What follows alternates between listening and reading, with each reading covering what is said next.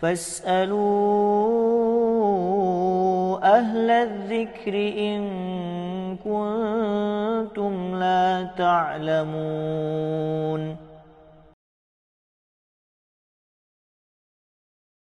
السلام علیکم ورحمۃ اللہ وبرکاتہ۔ ناظرین، تبیان کی جانب سے علماء سے روبرو کی محفل میں ہم آپ تمام کا پھر دوبارہ استقبال کرنے جا رہے ہیں، اور ہمارے ساتھ جڑے ہوئے ہیں فضیلت شیخ حافظ سید حسین عمری مدنی حفظہ اللہ، رکن فتویٰ بورڈ حیدرآباد تلنگانہ۔ چلیے ملاقات کرتے ہیں شیخ سے۔ السلام علیکم شیخ۔ وعلیکم السلام ورحمۃ اللہ۔ کیا حال ہے شیخ؟ الحمدللہ۔ شیخ، اشکال یہ ہے کہ جو ہم زیورات ہماری خواتین پہنتے ہیں سونے کی شکل میں، چاندی کی شکل میں، ہار کی شکل میں، کنگن کی شکل میں، تو اس کی زکوٰۃ کا کیا سسٹم ہے؟ پلیز ذرا سا بتائیں۔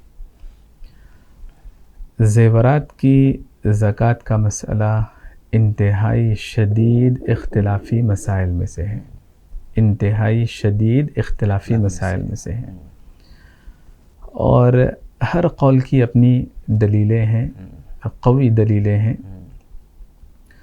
جمہور کا موقف، یعنی اکثر علماء کا موقف یہ ہے کہ زیورات جو زیر استعمال ہیں ان پر زکوٰۃ نہیں، جبکہ کچھ اہل علم کا موقف یہ ہے، یعنی مسلکوں کے اعتبار سے کچھ، ورنہ شیخ بن باز، ابن عثیمین رحمۃ اللہ علیہ، اور فتویٰ بورڈ سعودی عرب کا وغیرہ، ان سب کا ماننا یہ ہے کہ جو زیورات زیر استعمال ہوں، خواتین جنہیں پہن رہی ہوں، صرف ذخیرہ کر کے ان کی قیمت سے فائدہ اٹھانے نہیں رکھا ہے، بلکہ زیر استعمال ہے، چاہے روزانہ یا دعوتوں میں، مناسبتوں میں، ان پر زکوٰۃ فرض ہے۔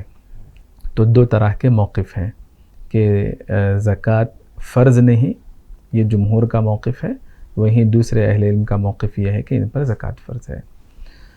اختلاف کی وجہ یہ ہے کہ کچھ احادیث ہیں جن میں زکوٰۃ کی فرضیت کا ذکر ہے، جن اہل علم کی نظر میں وہ روایتیں ثابت ہیں انہوں نے کہا کہ زکوٰۃ فرض ہے، جن اہل علم کی نظر میں ان روایتوں پر کلام ہے، وہ روایتیں ثابت نہیں سند کے اعتبار سے یا درایت کے اعتبار سے، متن کے اعتبار سے کچھ احتمال ہے، گنجائش ہے، تو انہوں نے کہا کہ زکوٰۃ فرض نہیں۔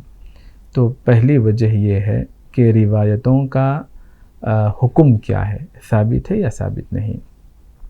دوسری وجہ یہ ہے کہ زیورات کو کس انداز سے دیکھا جائے گا۔ سونے اور چاندی جس میں اللہ نے زکوٰۃ فرض کی، چونکہ وہ سونا اور چاندی کہلاتے ہیں، عموم کے لحاظ سے دیکھیں گے، جیسا کہ جنہوں نے زکوٰۃ فرض کی انہوں نے دیکھا۔ اور کچھ لوگوں کا ماننا یہ ہے کہ جیسے اگر آپ کا گھر ہے شخصی استعمال کے لیے، آپ کی سواری ہے شخصی استعمال کے لیے، بہت قیمتی ہوگی، عمدہ ہوگی، مہنگی ہوگی، لیکن تب بھی اس پر زکوٰۃ نہیں، تو ان چیزوں کی طرح شخصی استعمال کے حکم میں یہ داخل ہے۔ سونا اور چاندی ہونے کے باوجود زیر استعمال ہونے کی وجہ سے انہوں نے ان زیورات کو اس درجے میں رکھا، یعنی جو گھر اور جو سامان، جو سواری گھریلو استعمال کی ہیں ان میں زکوٰۃ نہیں۔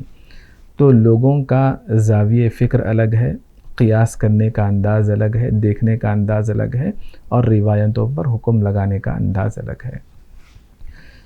یہاں ایک تیسرا موقف نکلتا ہے جو امام خطابی رحمۃ اللہ علیہ اور مفسر قرآن محمد امین شنقیطی رحمۃ اللہ علیہ، ان جیسے اہل علم کا درمیانی موقف ہے۔ قرآنی آیات مسلمہ ہیں، احادیث اپنی جگہ ہیں، جن کے پاس ثابت ہے ثابت، حتیٰ کہ صحابہ اکرام میں بھی سبحان اللہ اختلاف پایا جاتا تھا اس مسئلے کو لے کر۔ کچھ صحابہ اکرام ایسے ہیں جیسے اسماء رضی اللہ عنہا، عائشہ رضی اللہ عنہا، ابن عمر رضی اللہ عنہما، جابر رضی اللہ عنہ، انس رضی اللہ عنہ، یہ صحابہ کرام کا ماننا یہ تھا کہ جو زیورات زیر استعمال ہیں ان پر زکوٰۃ نہیں۔ وہیں پر ان صحابہ کے بالمقابل ابن مسعود رضی اللہ عنہ کا ماننا یہ ہے کہ زیر استعمال زیورات پر بھی زکوٰۃ فرض ہے۔ چاہے وہ زیور گھر میں رکھے ہوں یا پہننے کے لیے ہوں. زیر استعمال کہیں گے تو جو استعمال میں آ رہے ہیں جنہیں یعنی اگر آپ الفاظ کو کلیئر بتا دیجئے جی. تاکہ ہمارے ناظرین کو ذرا بھی اس میں اشکال نہ ہو جی کیونکہ ہمارے الفاظ سے کچھ لوگ سمجھتے ہیں کچھ لوگ نہیں سمجھتے ہیں. تو ہم زیور انگوٹی پہنے ہوئے ہار پہنے ہوئے ہم آپ دائمی شکل میں پہنے یا مناسبتوں میں پہنے آپ کے استعمال میں ہیں تو ایسے سونے کے بارے میں ایسے زیورات کے بارے میں اختلاف ہے. وہ سونے اور چاندی کے ہوں تب اختلاف ہوگا. اگر سونے اور چاندی کے علاوہ زیور دوسری شکل میں ہو ہیرے جواہرات پلیٹینم وغیرہ اس طرح کی چیزیں تب اس میں زکوٰۃ فرض نہیں ہوگی. صرف سونے اور چاندی کے ہو اور ان کا استعمال مباح ہو محرم نہ ہو حرام نہ ہو. جیسے مرد آدمی ہے اور سونے اور چاندی کا زیور ہے لیکن چین پہننا کڑا پہننا انگوٹھی کا استعمال کرنا مرد آدمی کے لیے حرام ہے. تو سونے اور چاندی کے زیورات رہے اور وہ ان کا استعمال حلال بھی ہو اور وہ استعمال میں ہو تب اختلاف ہے. ورنہ اگر استعمال میں نہ ہو بیچنے کے لیے ہو یا پھر کسی اور حرام چیز ہو برتن کی شکل میں ہو سونے اور چاندی کا برتن ہے استعمال کرنا صحیح نہیں ہے یا پھر سونے اور چاندی کا نہیں کسی اور قسم کا زیور ہے تب اختلاف نہیں. تو درمیانی جو میں بات بتا رہا تھا امام خطابی رحمۃ اللہ علیہ اور شیخ محمد امین شنقیطی رحمۃ اللہ علیہ ان کا یہ کہنا ہے کہ علمی اختلاف اپنی جگہ ہیں. صحابہ کرام دونوں جانب ہمیں نظر آتے ہیں دونوں کے پاس دلائل نظر آتے ہیں اور قوی دلائل ہیں لیکن علماء کے اختلاف سے بچتے ہوئے احتیاط پر عمل کرتے ہوئے فقراء کی مصلحت کو دیکھتے ہوئے زکوٰۃ ادا کر دی جائے تو بہتر ہے.